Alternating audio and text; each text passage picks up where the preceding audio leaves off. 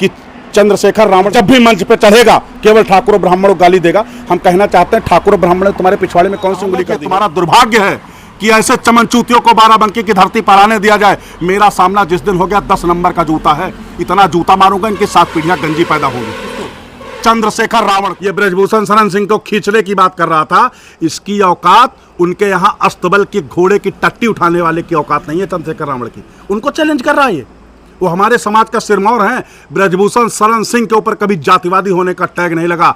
इनके चंद्रशेखर रावण से ज्यादा दलित उस दरबार में जाते हैं। चंद्रशेखर रावण के लिए एक शब्द कहना चाहूंगा कि सदा अहिंसा सर्वोत्तम मन की कस्तूरी है और दुष्ट नहीं माने तो हिंसा बहुत। चंद्रशेखर रावण ने कहा था, आज मैं कहता हूं कि हम लोगों के अभिभावक दादा ब्रजभूषण शरण सिंह जिस दिन आदेश कर देंगे इसको खींच के विष्णुहरपुर में खड़ा करेंगे। इसकी कोई औकात नहीं है। दलितों के नाम पे झूठी मलाई काटने वाला ये इंसान, ये कहां दलित है? भाजपा का दामन तो अखिलेश यादव भी अंदर अंदर थामे हुए हैं, उनको नहीं पता है।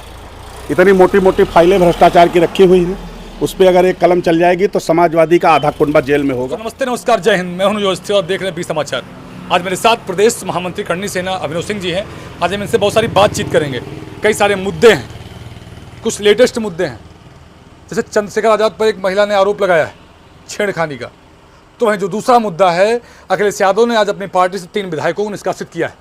आज इन सारी बातों पर चर्चा करेंगे, इनसे बातचीत करेंगे। आखिर क्यों और क्या रीजन है? स्वागत है। धन्यवाद।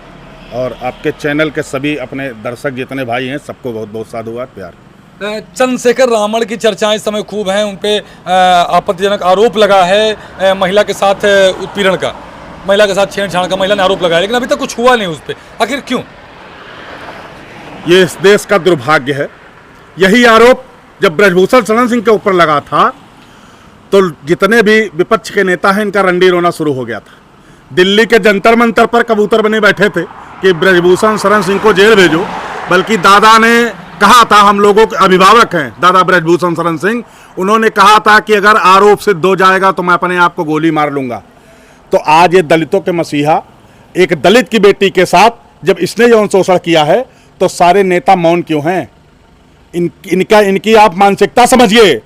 ये समाज के ऐसे गंदे कीड़े हैं जो ठाकुरों ब्राह्मणों के ऊपर कोई भी आरोप लगता है तो इनका रंडी रोना शुरू हो जाता है।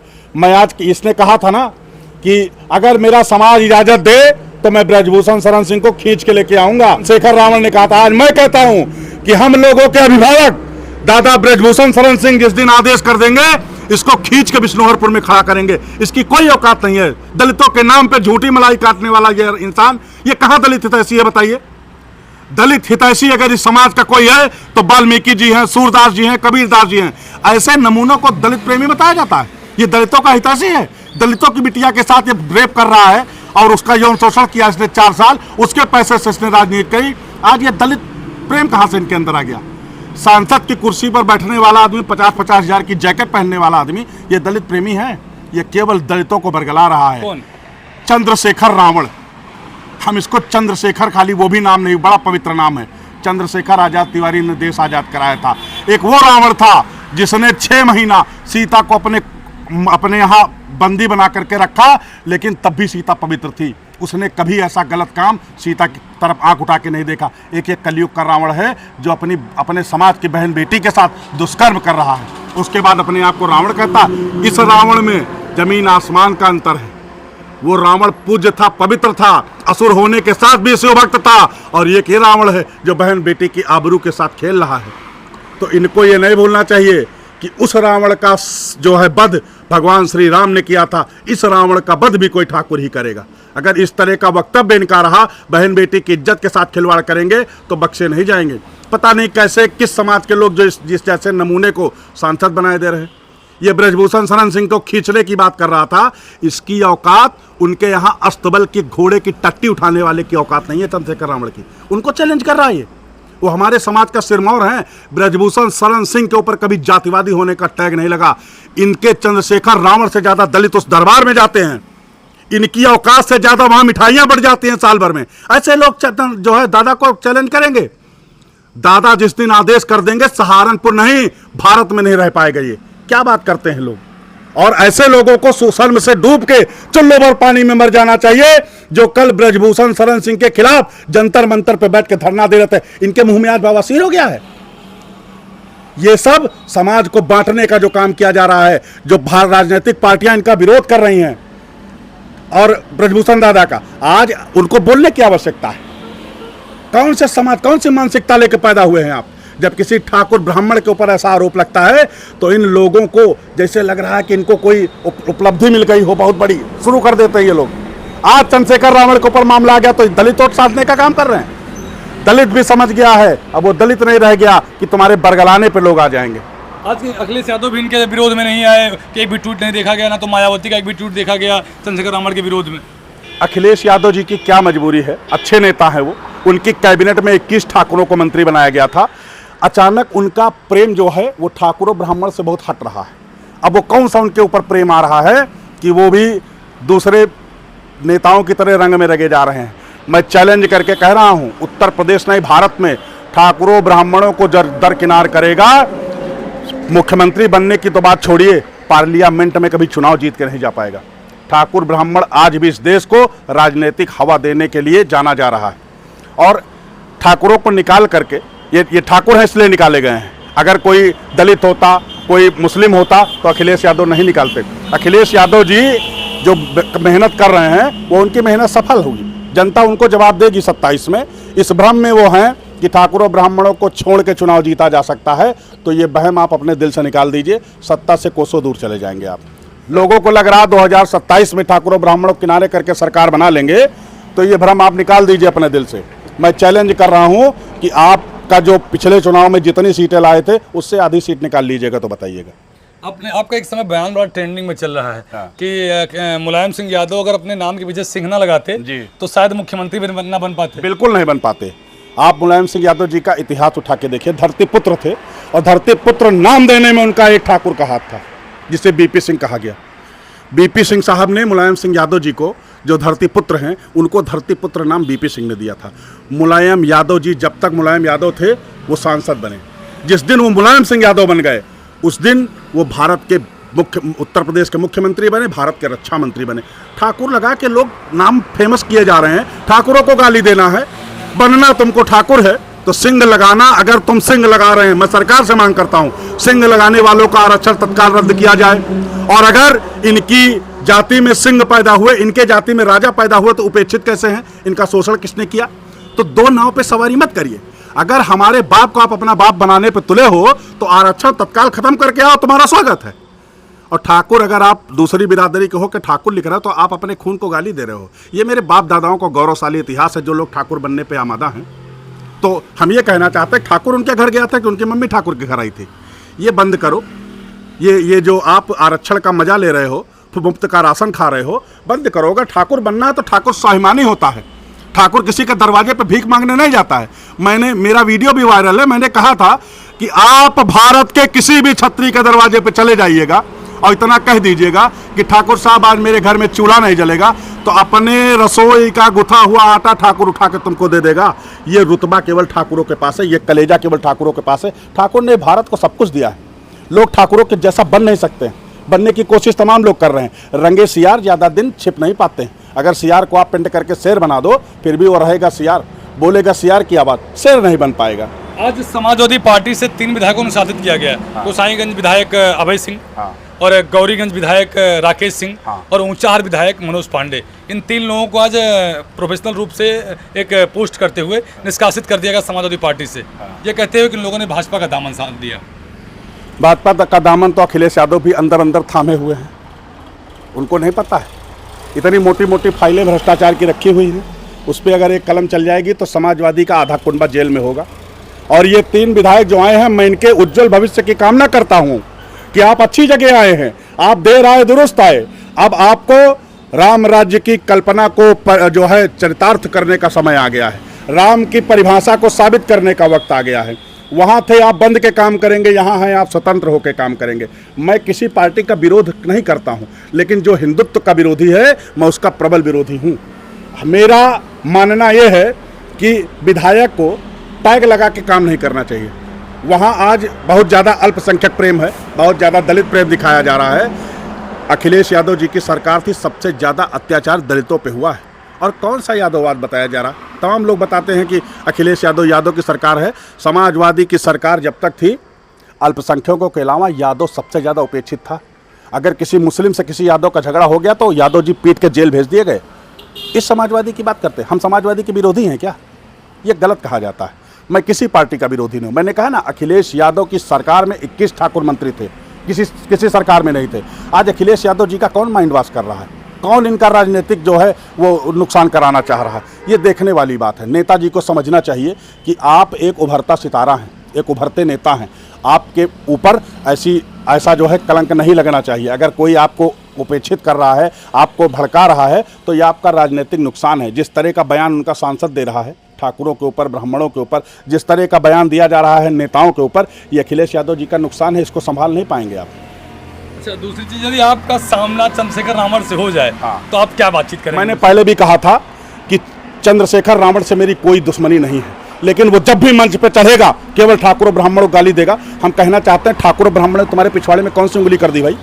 क्यों तुमको ठाकुर ब्राह्मणों से जिद है? जिसका तुम उदाहरण देते हो, बाबा साहब भीमराव अंबेडकर जी की शिक्षा दीक्षा कराने में, उनको अपना नाम देने में ठाकुर ब्राह्मण का ही हाथ था। ठाकुर ब्राह्मणों का कर्जा उतार पाएंगे आप? आपकी 7 पीढ़ियां नहीं उतार पाएंगी भाई। एक ठाकुर साहब ने उनकी शिक्षा दीक्षा करवाई, बाबा साहब भीमराव अंबेडकर की। एक पंडित जी ने उनको अपना नाम दिया। आज ये समाज, दलित समाज, कभी भी ठाकुर ब्राह्मण का विरोधी नहीं रहा है। ऐसे चमन चूतिए नेता आकर के ठाकुरों ब्राह्मणों को दलितों से लड़ाने का काम कर रहे हैं। मैंने बताया ना, दलितों ने हमेशा गौरवगान किया है। दलितों ने हमेशा भारत की धरोहर को और मजबूत किया है। दलितों ने हमेशा भगवान के ऊपर ग्रंथ लिखे हैं। जितने भी ग्रंथ लिखे गए भारत में, चाहे रामचरितमानस हो, चाहे रामायण हो, तुलसीदास जी, कबीरदास जी, वाल्मीकि जी, जितने भी महान दलित उपासक रहे हैं, वो सब उन्होंने बड़े बड़े ग्रंथ लिख डाले। ये कौन से दलित हैं? इनका डीएनए टेस्ट करवाइए कि दलितों की वोट की राजनीति के चक्कर में नेता गूंगे हो गए हैं। आज जब रावण के ऊपर बात आ गई तो कोई नेता बोलने को तैयार नहीं है। इस तरह के नेता अगर बाराबंकी जनपद में कार्यक्रम लगाते हैं तो मैं यहाँ की जनता से कहना चाहूंगा कि ये तुम्हारा दुर्भाग्य है कि ऐसे चमनचूतियों को बाराबंकी की धरती पर आने दिया जाए। मेरा सामना जिस दिन हो गया, 10 नंबर का जूता है। इतना जूता मारूंगा, इनकी 7 पीढ़ियां गंजी पैदा होगी। चंद्रशेखर रावण को। हाँ, मैंने कल भी कहा था, मैं आज भी कह रहा हूँ, ये नेता जब तक ठाकुर ब्राह्मणों को गाली देगा, तुमको जो है संविधान ने छूट दे रखी, तुम गाली दो। कहाँ संविधान बराबर है? कहा जाता है ना कि कानून सबके लिए बराबर, संविधान सबके लिए बराबर। ठाकुर ब्राह्मणों के लिए संविधान बराबर है क्या? कोई मेरे घर पे चढ़ के मुझे गाली दे और मैं उसको जवाब भी ना दे पाऊँ, मैं उसको गाली का जवाब न दे दूँ, ये संविधान बराबर कहा गया? हम कल भी उपेक्षित थे, हम आज भी उपेक्षित हैं। हम लोगों की गलती क्या है? हमारे बाप दादा ने इस भारत को 565 रियासतें दे दी, किले दे दिए, राजे रजवाड़े दे दिए, जमीन दे दी, इसीलिए दिया कि ठाकुर ब्राह्मण गाली खाए। इसका परिणाम चुनाव में जनता बड़ी जागरूक है। और आज भी मैं कह रहा हूं, ठाकुर ब्राह्मण जिस दिन ग्राम सभा से चाह लेगा जिस पार्टी का, उस दिन सुफड़ा साफ हो जाएगा। जीतने की कगार छोड़िए, नामो निशान नहीं होगा आपका पार्टी का। ये लोग कहते हैं जय श्री राम मत बोलो, जय भीम बोलो, जबकि जय भीम जब संविधान लिखा गया, संविधान में भीमराव अम्बेडकर जी ने सबसे पहले राम दरबार की मूर्ति लगा रखी है, प्रतिमा लगा रखी है। ओरिजिनल जो संविधान है, जहां तक मैंने पढ़ा, ओरिजिनल संविधान को माननीय पूर्व प्रधानमंत्री नेहरू जी ने छेड़छाड़ करवा दी। ओरिजिनल संविधान के हर पृष्ठ पे भगवान का जो है चित्रांकित था, वो हटा दिया गया। हम कहना चाहते हैं, अब मजबूत प्रधानमंत्री जी आए, देश को मजबूत नेतृत्व मिल रहा है। माननीय रक्षा मंत्री जी, माननीय गृह मंत्री जी, माननीय मोदी जी, माननीय योगी जी, अब उस संविधान को दोबारा अमेंडमेंट में लाया जाए, पारित किया जाए, बिल्कुल किया जाए। जब इस देश में आप भगवान को नहीं मानते, आप राम को नहीं मानते, तो गीता पर हाथ रखकर न्यायालय में कस्में क्यों खिलाई जाती है? क्या गीता पे हाथ रखने वाला हर इंसान सही बोलता है? नहीं, संभव ही नहीं। तो जब वो गीता पे हाथ रख के सही बोलवा रहे हैं न्यायालय में, तो राम भगवान के ऊपर सवाल उठाने वाला ये 2 कौड़ी का नेता कौन होता है? नेताओं की क्या औकात है भगवान राम पर जो सवाल उठाएं? राम हमारी आस्था है, राम हमारे प्राण हैं। और मैं कहना चाहता हूं हर सनातनी से कि राम के ऊपर सवाल उठाने वाले के हर इंसान का प्राण ले लेना चाहिए, क्योंकि राम भारत की आत्मा है, राम भारत के प्राण हैं। और प्राणों पर अगर कोई हमला करे तो ये तो सुप्रीम कोर्ट ने कहा है कि अगर आत्मसम्मान और आत्मरक्षा में आप कुछ भी कर सकते हैं। बस हमको एक ही चीज पढ़ाया गया ना कि गांधी जी ने कहा अहिंसा परमो धर्मा, यही पढ़ाया गया और यही पढ़ा। इसके आगे भी एक लाइन है, धर्म हिंसा तथयोचा। अहिंसा बहुत जरूरी नहीं होता है, लेकिन अगर हिंसा को शांत करने के लिए धर्म पे आंच आए तो हिंसा बड़ी जरूरी होती है। जब भी धर्म पे, गौ स्त्री ब्राह्मण पे, अगर उनके सम्मान पे आंच उठे तो ऐसे दुष्टों का, ऐसे आताताइयों का सिर करने में कोई परहेज नहीं करना चाहिए। संविधान जो है, कानून जो है, मर्दों के लिए बना है ना। हाथी घोड़े गाय पे तो कभी कानून लगता नहीं है, तो मर्दों के ऊपर कानून अगर धर्म की रक्षा में, गौ स्त्री ब्राह्मण की रक्षा में हमको जेल जाने का सौभाग्य प्राप्त होता है तो मैं परम सौभाग्यशाली समझूंगा अपने आप को। लेकिन ऐसे विरोधियों का, जो धर्म विरोधी हैं, जो है सनातन विरोधी हैं, जो राम के विरोधी हैं, ऐसे लोगों को जवाब देना नितांत आवश्यक है। यह हर हिंदुस्तानी की जिम्मेदारी है कि अगर उनके सामने कोई राम के ऊपर सवाल उठाता है तो उस इंसान को ऐसा रगड़ो कि वो सवाल करने लायक न रह जाए। और जितने लोग आज ये सवाल उठा रहे हैं ठाकुरों ब्राह्मण के ऊपर, मैं फिर कहना चाहूँगा कि आप ये जो उंगली बार बार कर रहे हो ना, जिस दिन ठाकुरों ब्राह्मणों ने उंगली करना शुरू कर दिया, तुम बैठने के काबिल नहीं रह जाओगे। बहुत बर्दाश्त कर रहे हैं हम लोग। जब से देश आज़ाद हुआ है केवल उपेक्षित आज ठाकुर ब्राह्मण है। अगर सही मायने में किसी को आरक्षण की आवश्यकता है तो ठाकुरों ब्राह्मणों को है। कब तक सौतेला व्यवहार करेंगे हमसे? हम लोग वोटर नहीं हैं, हम लोग इस भारत के लिए नहीं लड़े। अगर आज आप आरक्षण मांग रहे हो तो आरक्षण त्याग और बलिदान के आधार पर भी होना चाहिए। इसके नाम पे क्यों हवा निकल जाती भाई?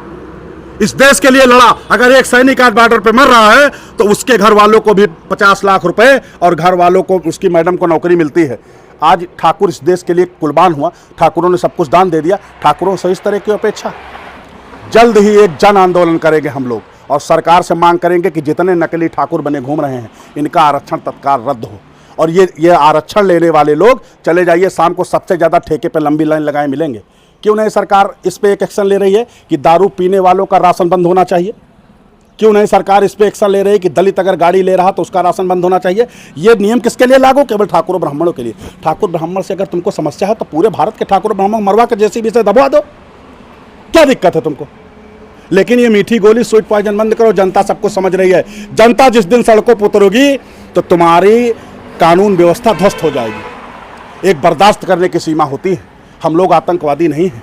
इस भारत को अगर पहचान मिली तो हमारे पुरखों की वजह से। इस भारत में अगर आज भगवान श्री राम जन्म लिए और दुष्टों से लड़े, उनकी पूजा हो रही, तो वो भी हमारे पूर्वज थे। महाराणा प्रताप इस भारत को अगर आजाद कराए, इस भारत में उनकी पहचान है, तो महाराणा प्रताप हमारे पूर्वज थे। पृथ्वीराज चौहान जो इस भारत में मुगलों से लड़े, आज अगर हमको हिंदू होने का गौरव प्राप्त है तो पृथ्वीराज चौहान की वजह से। किसी नपुंसक की वजह से तालियां बजा के हम लोग महान नहीं बने।